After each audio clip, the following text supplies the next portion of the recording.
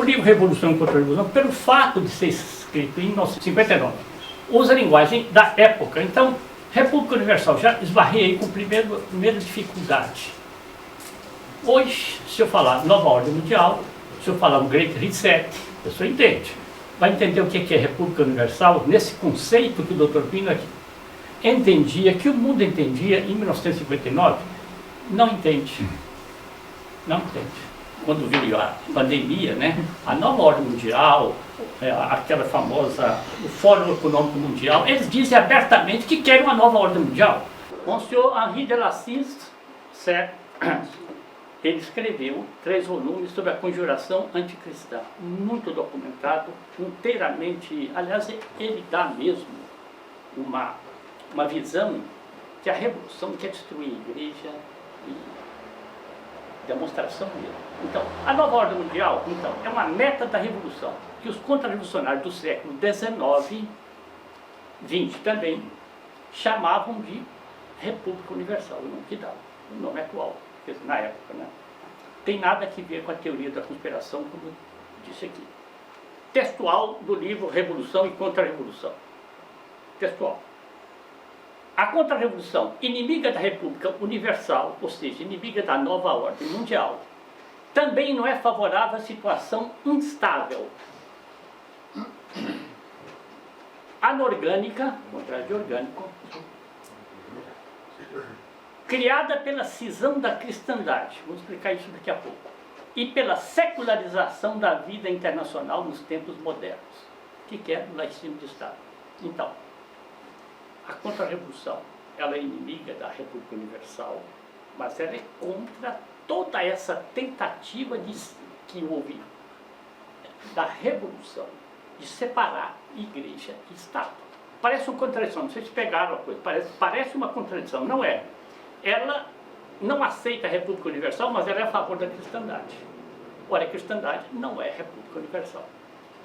Bem, aí também transcrito do livro Revolução e Contra-Revolução. Monsenhor Ângelo de Lacba era o substituto da Secretaria de Estado e escreveu essa carta ao cardeal Mota, que era o cardeal de São Paulo na época. O Dr. Pino publica na introdução do livro Revolução e Contra-Revolução. Olha ali. Em consequência do agnosticismo religioso dos Estados. O Estado não tem religião. Isso é que chama o agnosticismo religioso. Ficou amortecido ou quase perdido na sociedade moderna no sentido da igreja. Então, as pessoas vão perdendo o senso católico em decorrência dos estados se tornarem agnósticos. Isso começou na Revolução Francesa. O Dr. Pino está na introdução do livro Revolução e Contra-Revolução, acessando o foco para o leitor entender o que é o conceito de revolução.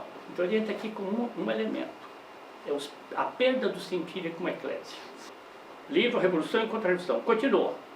A plena soberania de cada nação não se opõe a que os povos que vivem na igreja, formando uma vasta família de almas espiritual, constituam, para resolver suas questões no plano internacional, órgãos profundamente impregnados do espírito cristão e possivelmente presididos por representantes da Santa Sé. Você já acompanhou a linguagem que eu estou dizendo. Então, ele condenou a República Universal, ele diz, no entretanto, nevertheless, a plena soberania de cada nação não se opõe a que as nações católicas se unam para constituir o quê? A cristandade foi constituída no passado. Era exatamente presidida pela Santa Sé, presidida pelo Romano Pontífice. Então está aí, Carlos Magno no ano 800 sendo coroado. Carlos Magno é o fundador do Império. Eu não sei se eu consegui tornar claro. O Dr. Pino está atacando a República Universal e está apresentando, mas tem um modelo. Esse modelo qual que é? É a cristandade. Tem um vídeo aí que a certa hora vai passar apenas uma foto, mas vale a pena ver de 3 ou 4 ou 5 minutos, no máximo, de 4 pontífices pós-conciliares, a começar pelo Papa Paulo VI na ONU. É muito interessante. Muito interessante. Paulo VI, depois vem João Paulo II, Bento XVI, Papa Francisco. O Papa Pio XI fez censuras, a chamada Liga das Nações, que precedeu a ONU. a matéria é muito interessante. Eu diria assim, é matéria de vida espiritual. O católico não pode viver nessa sociedade de hoje, laica, que despreza a Igreja Católica oficialmente e diz, não, eu pratico os 9 mandamentos, que eu primeiro não vai praticar. Eu vou à missa tridentina, eu me confesso, faço o primeiro sábado, rezo o rosário. E o primeiro mandamento? E os direitos da igreja? Então, isso tem, para quem tem vocação contra-revolucionária, tem um alcance muito grande. Espiritual, repetindo, hein? Continua o livro Revolução e Contra-Revolução. Tais órgãos, que são? Veja bem, tais órgãos. Órgãos seriam os órgãos que as nações católicas criariam. Tais órgãos poderiam também favorecer a cooperação dos povos católicos para o bem comum em todos os seus aspectos. Olha aqui, sublinhado. Especialmente no que diz respeito à defesa da igreja contra os infiéis, a proteção e liberdade dos missionários em terras gentílicas, os pagãos, ou dominadas pelo comunismo. Poderiam tais órgãos, por fim, entrar em contato com povos não católicos, olha aí, para a manutenção da boa ordem das relações internacionais. Entrar em contato. A igreja tem direito de evangelizar, porque há um mandato de nosso Senhor Jesus Cristo. E de evangelizar em todos os povos. Ela tem direito de evangelizar a China, ela tem direito de entrar na Índia, ela tem direito de entrar na Turquia. E, se o país não aceitar os missionários, ela vai armar uma força, uma cruzada, para salvaguardar a liberdade dos missionários. Está dentro do apóstolo Paulo. É o direito da igreja. Agora, esse direito da igreja, vou lembrar o que o Luiz está falando ali. Pio IX, bem-aventurado Pio IX afirmou. Mas depois, o que é que foi acontecendo? Veio acontecendo? Dê à igreja, que é mais ou menos o que veio depois, até cair em coisas piores.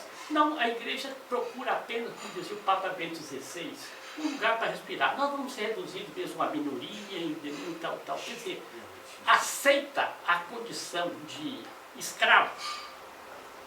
A igreja tem direito, ela não pede favor para entrar em lugar nenhum. É por isso que o Dr. Plínio censurou muito a criação da ONU, como que se censurou a Liga das Nações.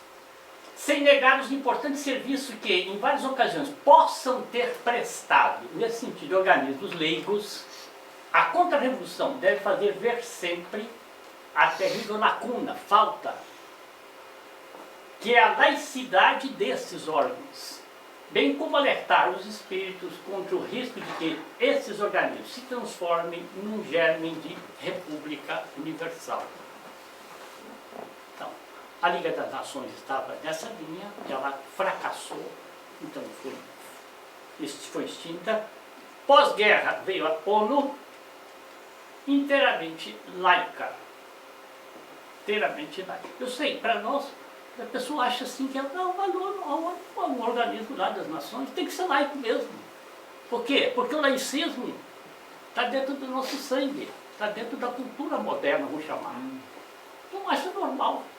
Quando a ONU estava se organizando, o professor Plínio Corrêa de Oliveira escreveu no Legionário um artigo alertando sobre o absurdo que é constituir-se um órgão internacional de nações sem que pertencesse a ele, o romano, Roma. Uma semana, 2 semanas depois, um jornal socialista da Inglaterra faz assim, ó, a ONU foi constituída e Roma está de fora. Bateu palmas. Bateu palmas. Isso. Dr. Plínio Corrêa de Oliveira pegou a notícia do órgão socialista e publicou. Como nós dissemos aqui, os socialistas perceberam o estrago e os católicos e dorminhocos não perceberam o mal que é a laicidade. Nem Tá? o Papa da época, que foi, era Pio XII já. Mas tem um pouco de... está dentro do assunto. Jacques Maritain. Foi muito festejado esse homem, está ali a data ali, ó. A obra dele, Humanismo Integral, 1936. Então, antes da ONU, não é? foi o manifesto de uma nova filosofia da história e da sociedade e oferecia as bases para uma evolução da ação católica no sentido oposto ao traçado pelo Papa Pio XI na encíclica Quas Primas. Continua o artigo do Dr. Plínio Correia de Oliveira. Com efeito, Maritain quis substituir a civilização cristã sacral pelo ideal, olha, entre aspas, palavra do Maritain, pelo ideal histórico concreto de uma nova cristandade. Uma civitas humana, uma cidade, portanto, cidade do homem, né? Uma civitas humana profana, sabe o que é profana? Laica. Entendida como um regime temporal ou uma era da civilização, cuja forma inspiradora seria cristã e que corresponderia ao clima histórico dos tempos em que entramos. Eu vou dar uma pequena explicação disso daí. Porque aqui então vem essa tendência da laicidade, que começa lá no século XIX, como está dizendo lá, digamos, do pontificado lá de... Mas pós-Revolução Francesa, é certo. Bem, Maritain foi festejadíssimo. Francês, festejadíssimo em todo o Ocidente. Consta até, eu vi isso aí, não tem mais a fonte, que no encerramento do concílio, Papa Paulo VI fez um discurso em homenagem a Maritain. Está ele aí, Maritain é aquele homem lá. Mas Maritain, quem era ele? Amicíssimo daquele satanista americano, Zalinsky, como é que chama aquele fulano? Zalinsky. Tem uma carta dele para o Zalinsky, dizendo os 3 únicos revolucionários que há no mundo, são você, eu e o Eduardo Frei do Chile. Está vendo só? E esse Alice, que é autor de um livro, sim, que o prefácio é a Lúcifer, que ele fala. Esse é o Maritain. Pois é. Mas Então, tem uma ideia de que era o Jacques Maritain. No meu colégio tinha um encarregado da rouparia lá. era padre ou leigo? Rapaz, leigo. E ele já falava no Maritain. Ele nem falava Maritain, ele falava Maritain. Eu não gostei de entender, depois falava Maritain. Mas enfim, era conhecido de fato o homem. Sou todo progressista, ação católica. É isso sim, é isso sim. É exatamente isso aí. Então, Maritain era aquele que ia batizar, ele está dizendo aqui, porque Maritain afirmava, a civilização cristã morreu. Esqueça. Imagina que vocês todos estão aqui e dizem, olha, esquece da mulher, esquece a civilização cristã.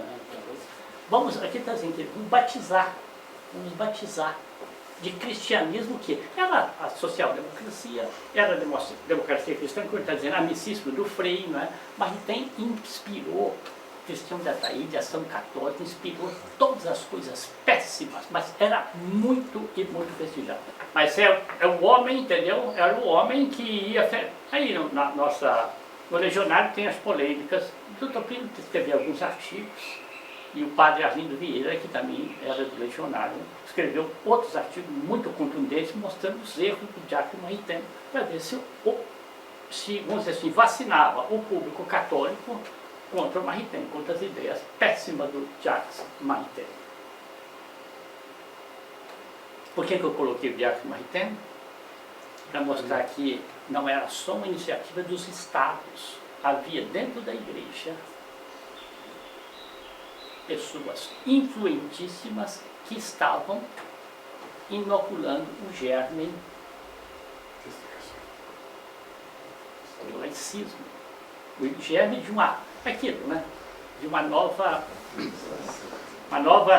civilização que já não era mais cristã. O Cristão de Ataíde era amicíssimo, fazia maiores propagandas do Jacques Maritain. Aliás, os livros todos falam que ele era maritainista convicto. Depois tornou-se socialista e apoiando, inclusive, o João Goulart e tudo mais. Os papas na onda. Essa fotografia é desse videozinho lá. Paulo VI, João Paulo II, Bento XVI, os papas da ONU. A contra-revolução deve fazer ver sempre a terrível lacuna que a laicidade desse. Eu destaquei a frase do Dr. Pires. Bem como alertar os espíritos contra o risco de que estes organismos se transformem num germe de república universal. Então, quando você tem um romano pontífice, 1, 2, 3, 4, olha a frase. Frase de Paulo VI na ONU. Paulo VI foi o primeiro Papa, que foi a ONU. Os povos do mundo miram as Nações Unidas como a última promessa de harmonia e de paz. Gente, é o representante de nosso Senhor Jesus Cristo que pela primeira vez pisa na ONU, fez um print screen, né? Depois tem os outros papas que vão na mesma... Vocês se lembram, né? Na pandemia, o Papa Francisco reivindicou para a OMS, para a ONU, maiores poderes de intervenção. Lembra? Isso foi uma coisa escandalosa, maiores poderes de intervenção, que é preciso eles terem maiores poderes. Resultado, ele então se coloca a igreja do nosso Senhor Jesus Cristo, as duas chaves. Pode até fazer o contraste da atitude de São Gregório VII, o imperador do Sacro Império.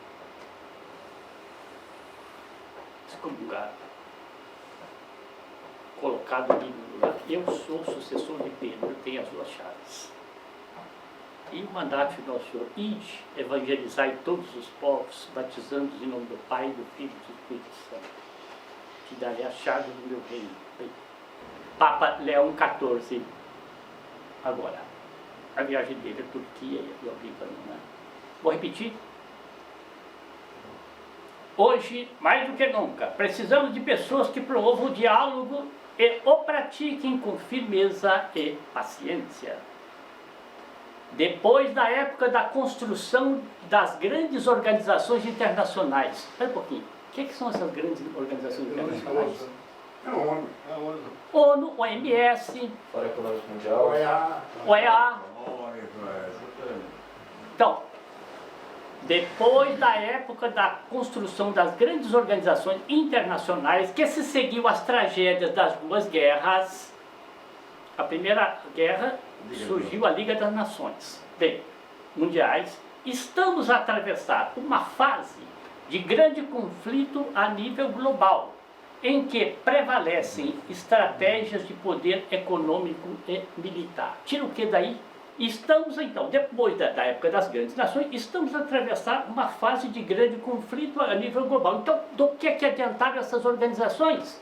Se elas não são capazes de conter o conflito global, não tem que ser. Depois do fracasso das grandes, e ele tinha que dizer, fracasso se deve aqui à laicidade, o que o Dr. Pino fala no Legionário. A laicidade da ONU vai levá-la ao fracasso.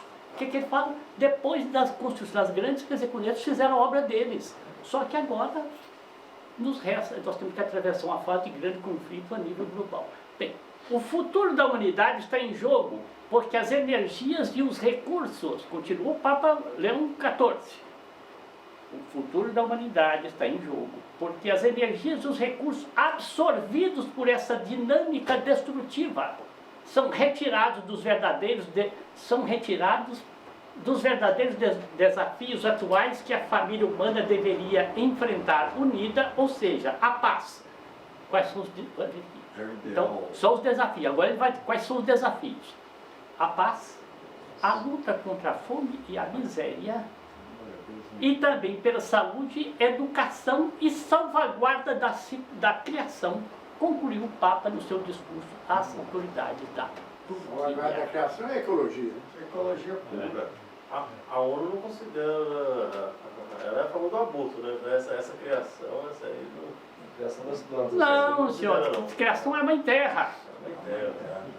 Claro, é o que ele diz que vai continuar a agenda do Papa Francisco. Agora, vamos fechar um pouquinho e pensar assim naquilo que a providência quer do Brasil, da América Latina. Porque pode ver, nós tratamos no começo, que eu estou querendo falar, isso não impede que as nações católicas se organizem, é isso? Bem, então, esse artigo agora é tirado do Legionário, não é mais do Revolução e Contra-Revolução, Legionário, em que vou mostrar, através do artigo, que o Dr. Plínio tinha ideia da missão da América Latina, que era o quê? Uma cristandade, vamos dizer assim, América do Sul, hein? Sem incluir o mundo saxão, lá de cima. Porque o mundo saxão lá de cima, nessa época, era American Way of Life, era impor no mundo, a ministério veio depois, mas a calça comprida, as maneiras esportivas, os Estados Unidos despejaram a revolução no mundo. Tá? O Dr. Plínio tem muitos artigos da época explicando. Você tinha os Estados Unidos, da reação de 70 para frente, é uma certa coisa. Eu sempre insisto aqui, reação que continua girondina.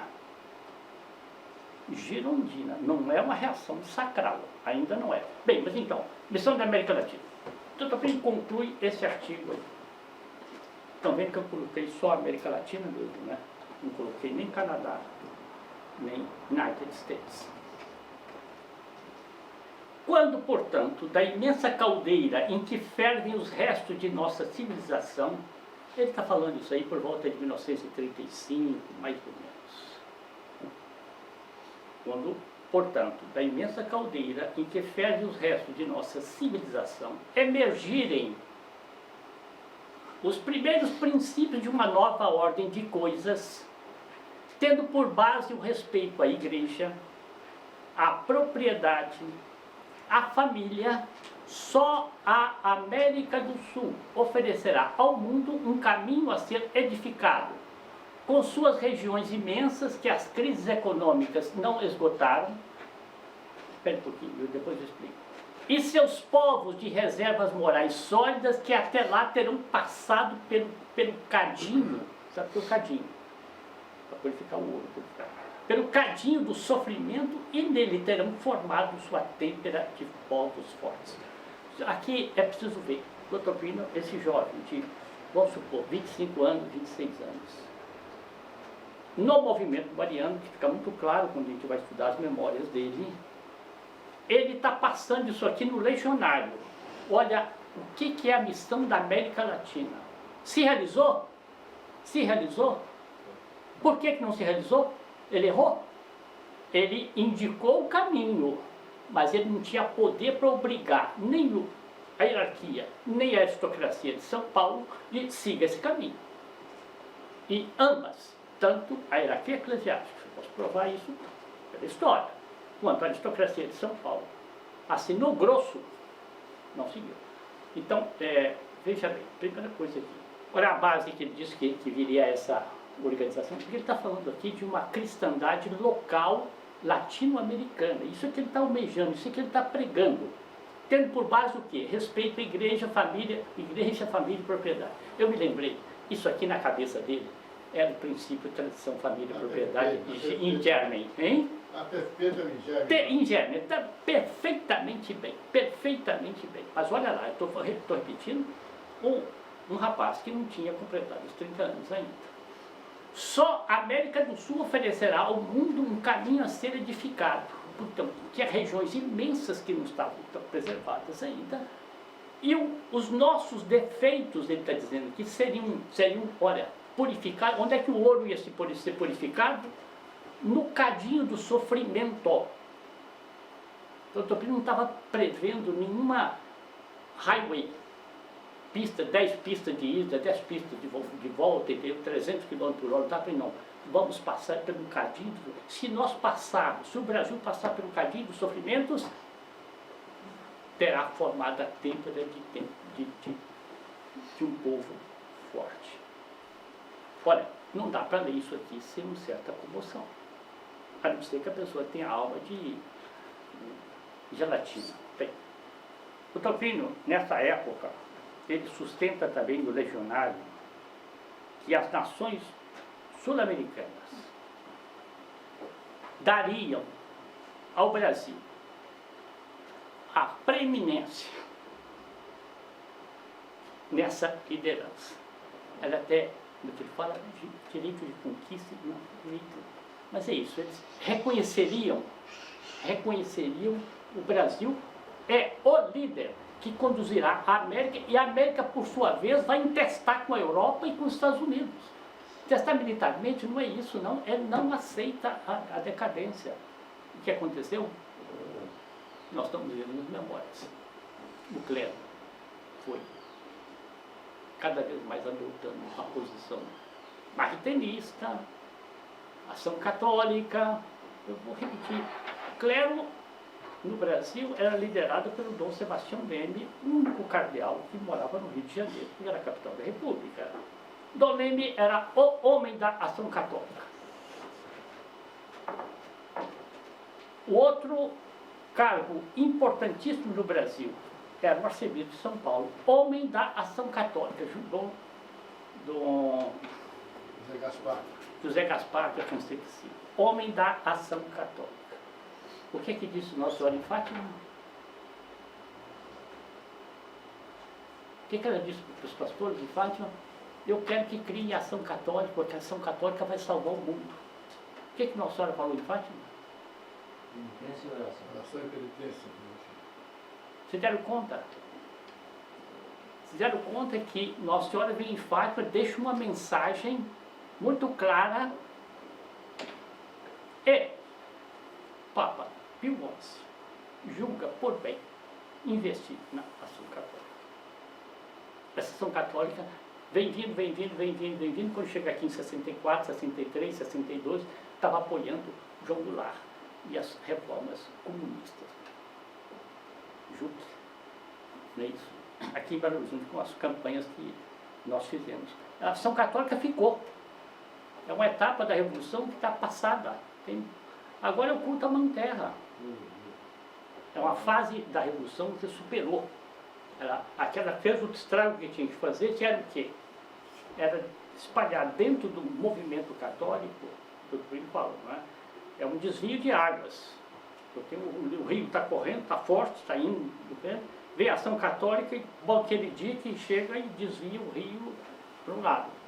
Depois tem o desvio político, que representou o integralismo. Bem, mas fez aqui então, eu vou repetir, essa esperança do Doutrino, ela renasce. Até quando eu estava preparando aqui, estava me lembrando, o senhor Hélio sabe perfeitamente bem disso. 2 recém-formados advogados de Belo Horizonte, no ano que foi 66, foram fazer um curso de pós-graduação na Espanha. O Dr. Pino sugeriu que eles fossem. Mas fossem para quê? Para entrar na Europa, a reconquista da Europa, a partir da América, foram para a Espanha, e de lá surgiu a TFP espanhola. Outro, Fábio Vidigal Xavier da Silveira. Ele e outros fizeram, veja aqui, mais ou menos da idade de vocês, pouco mais 5 anos talvez. Foram aqueles que foram realizar esse plano que o Dr. Pino tinha aqui, porque ele não está colocando nesse artigo o aspecto que eu estou ressaltando agora. Mas em outros artigos ele fala, é do Brasil. Do Brasil é de São Paulo, é daqui que vai partir a reconquista. Então, eles foram Chile, foram Uruguai, foram Argentina, foram Peru, foram México, foram rodando, e daí então surgiram as TFPs que o Dr. Pino tinha, vamos dizer assim, e que fizeram um trabalho na América de segurar o quê? Quem segurou a esquerda católica aqui foram as TFPs. Esse plano, isso no Brasil, perfeitamente quem segurou aqui. Né? Porque Paulo VI, em 68, fez a viagem dele, né? Dizia-se na época, né, a primeira viagem de um Papa à América Latina. Né? Coincidiu que vazou para o público um documento gravíssimo do chamado padre Joseph Comblan no Brasil. Esse documento foi feito por ele para fornecer subsídios à CNBB. Esse documento é um documento incendiário. Propõe tomada do poder. É impressionante o que o padre Comblan escreveu. Só que esse documento, Comblan, vazou. Vazou pouco antes do Papa Paulo VI ir à Colômbia. Porque o plano era o quê? Claro, era favorecer a esquerda católica. Aí o doutor Plínio lançou uma campanha nacional, que depois foi para a Argentina, Chile e Uruguai, chamado, era um abaixo-assinado contra a infiltração comunista na igreja. Foi uma comoção nacional. 58 dias de campanha na rua. 1.600.368 assinaturas. Assinatura digital não, assinatura colhida fisicamente. Nome, endereço e documento. Essa campanha durou 58 dias. Aqui, na Avenida Afonso Pena também, e outros lugares. Bem, ele inclusive terminava dizendo, o manifesto dizia isso, aproveitando a primeira viagem de um Papa à América Latina e tal, aí expõe o plano da esquerda católica. E diz, Padre José Comblan, professor do seminário do Instituto Teológico de Recife, sob os auspícios de Dom Helder Câmara. Aí Dom Helder vem junto, Dom Helder era a estrela para tocar a esquerda católica, como já tinha mostrado lá no concílio, né? 68. Governadores, mais de 20 bispos e arcebispos assinaram o nosso abaixo-assinado. Governadores, ministros de Estado, Dona Yolanda Costa Silva, esposa do presidente da República, Silva. Aquilo, eu vou dizer, aquilo acabou. Essa e mais alguma outra campanha acabou com o plano da esquerda católica no Brasil. Estou falando, o senhor Hélio sabe do que eu estou falando. Está documentado no livro, a minha vida pública, quem quiser pode documentar. Foi assim. E esses youtubers que estão por aí, que se dizem conservadores, e grandes canais que estão aí até, canais de volume, né? Não sei por que razão, não glorificam o Brasil, não glorificam uma entidade e não glorificam uma pessoa, um brasileiro chamado Plínio Corrêa de Oliveira, que fez isso daí, documentado. Um resumo. O doutor Plínio tinha realmente esse plano de restauração, como eu falei. São Paulo tinha um movimento fortíssimo, mariano. Quando eu falo movimento mariano, é a mesma coisa. A pessoa tinha que movimento mariano. É a congregação mariana da minha paróquia? Não é isso. Não é isso. O movimento mariano era uma potência. E essa potência que elegeu o doutor Plínio como o deputado mais votado do Brasil aos 24 anos. Era potência ou não era? Era uma potência. Claro que era uma potência. Então, ele tinha São Paulo, de São Paulo, de fato, efetivamente, a TFP foi se espalhando pelo Brasil. Com essas viagens que eu estou dizendo aqui, ela foi se espalhando pela América Latina, daqui foi para a Espanha, da Espanha para a França, e assim foi a Contra-Revolução se expandir. Então, pedir Nossa Senhora, todo mundo sempre, nunca faria uma reunião assim como eu estou dizendo aqui, sem dizer. Então, Plínio, mas o senhor me coloca numa situação que eu não tenho forças. Ele disse, não sei que não tem força. Eu sei que não tem. Ninguém tem força, naturalmente falando. Mas peça para ela. Debaixo do braço de Nossa Senhora. Não estou querendo colocar aqui um peso acima daquilo. Nossa Senhora de família. Ela nos convidou, ela nos trouxe. Ela nos sustentará.